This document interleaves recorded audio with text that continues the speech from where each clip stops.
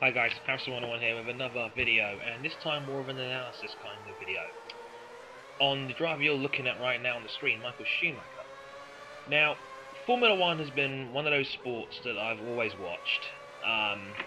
Probably one of the first sports I ever watched, ever since the mid-90s. I grew up watching Formula 1. And I was lucky enough to grow up and witness the rise to fame of Michael Schumacher and how he became one of the greatest sportsing athletes ever made. Watching him grow up as a young man and just totally redefine the sport in the sense of he almost rewrote the rule book on how to create an amazing Formula One driver. Hard work, gym work, perspiration, effort, and then just this almost incredible determination and self-belief that made him a phenomenal racing driver. It's almost scary how good he became, and over the years I watched him become this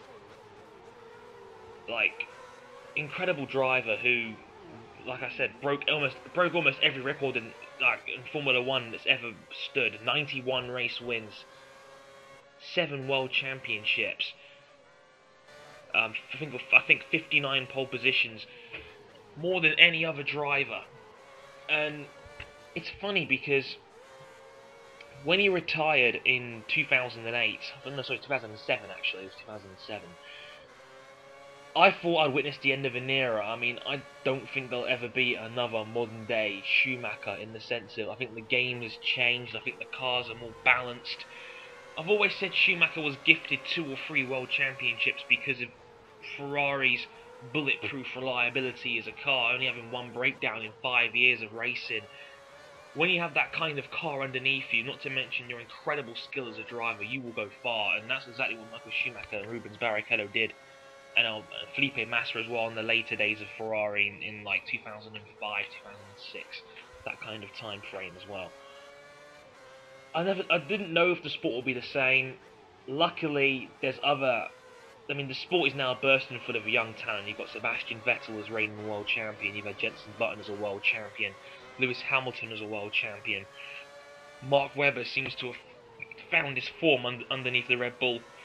Nico Rosberg, Jamie Alguersuari, guys like these, the younger drivers that are now bursting onto the scenes, waiting to get to those top seats once they start to fill out.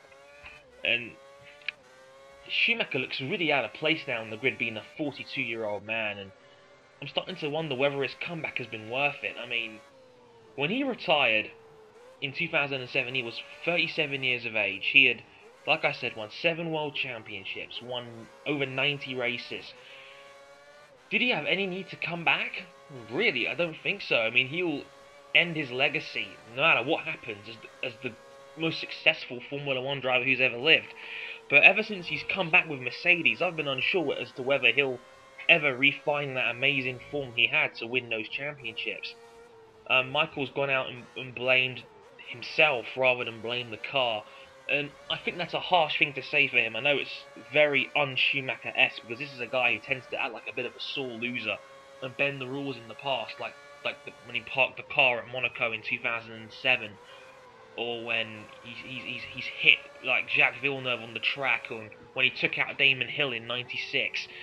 The guy, I mean, even in 2010 on the Mercedes, when he almost put his former teammate and lifelong friend Rubens Barrichello into the Hungaroring wall at 200 miles an hour to stop himself from getting past.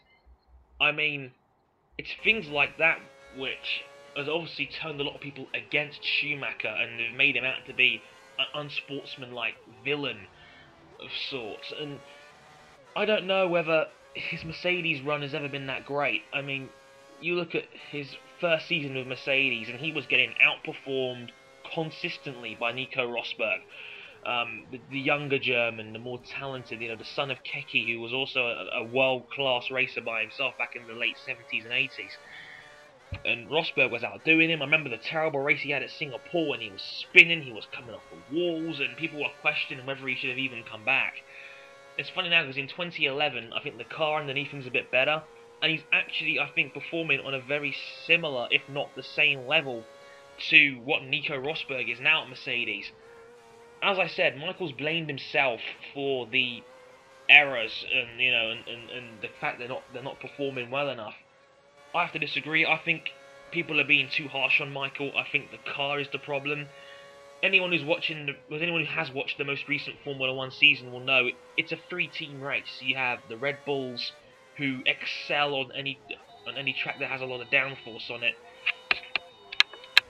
You have the Ferraris, who are nipping at the Red Bull's heels right now, and you've got the McLarens, and you have that very strong driver combination of Lewis Hamilton and Jenson Button, who at their best can beat absolutely anybody. I think the Mercedes are the best of the rest right now. I mean, they're in that midfield pack, heading the guys like the Williams and the Force Indias and the BMW Saubers. Hell, even the Toro Rossos are up there, and Jamie Alguersuari and Sebastian Buemi's been driving very well for the sister Red Bull team. So they're headlining that field. So on paper, if Mercedes are cracking the top six, they've done well for themselves.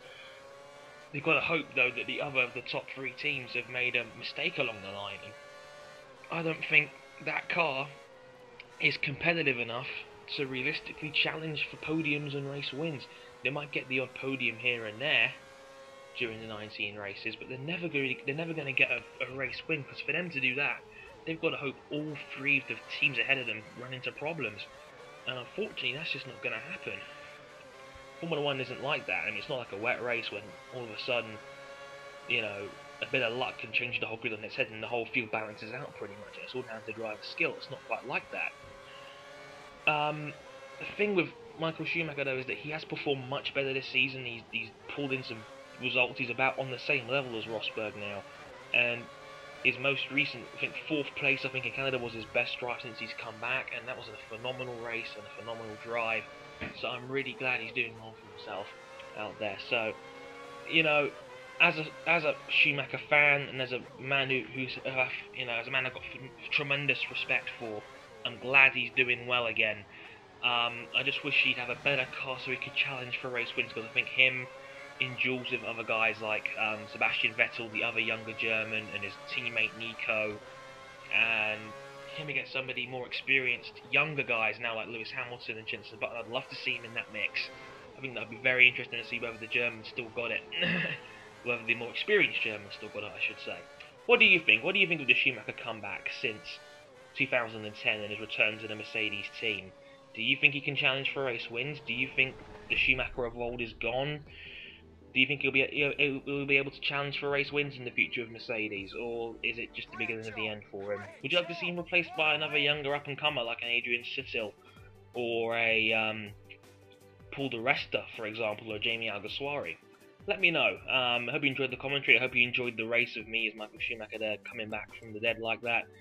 I hope you enjoyed the video. Thank you very much for watching. If you liked it, like the video, comment and subscribe. Thank you very much for watching, and sayonara.